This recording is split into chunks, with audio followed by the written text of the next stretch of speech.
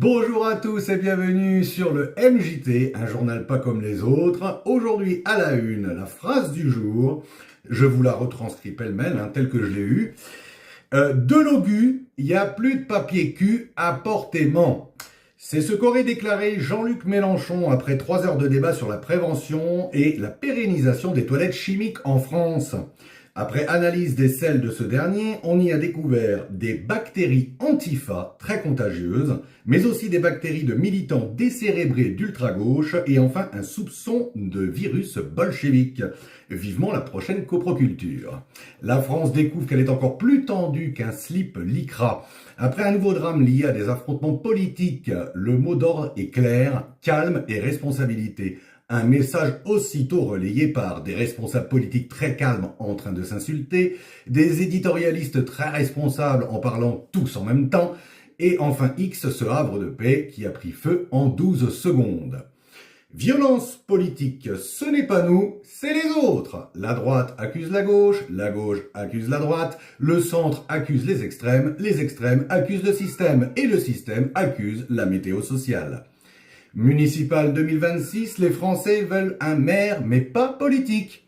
Un sondage révèle que 39% des Français rêvent d'un maire sans étiquette. Traduction officielle, quelqu'un qui bosse, qui ne parle pas trop et qui ne nous explique pas que c'est compliqué.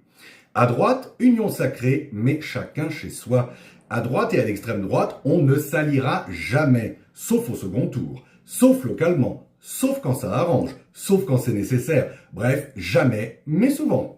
Présidentielle 2027, la saison des moi-je est ouverte. Un nouveau candidat se déclare. Il promet l'autorité sans brutalité, la fermeté sans dureté, la liberté encadrée et le changement dans la continuité. Les Français demandent s'il est possible d'avoir la version avec résultat.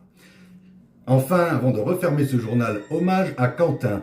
Avant de conclure, nous voulons rendre hommage à Quentin, jeune militant tragiquement disparu cette semaine. Son engagement et sa passion pour ses idéaux ont marqué tous ceux qui l'ont connu.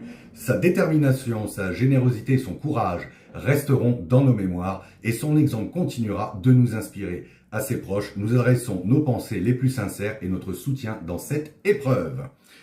Conclusion, démocratie en roue libre, mais klaxons allumés, la France débat, s'échauffe, s'accuse, se divise, tout en jurant qu'elle veut de l'unité. C'était le journal télévisé de la République en chantier permanent. Et maintenant, place à la météo, soleil sur les promesses, averse de contradictions et en fin de semaine, rafale de vent politique avec risque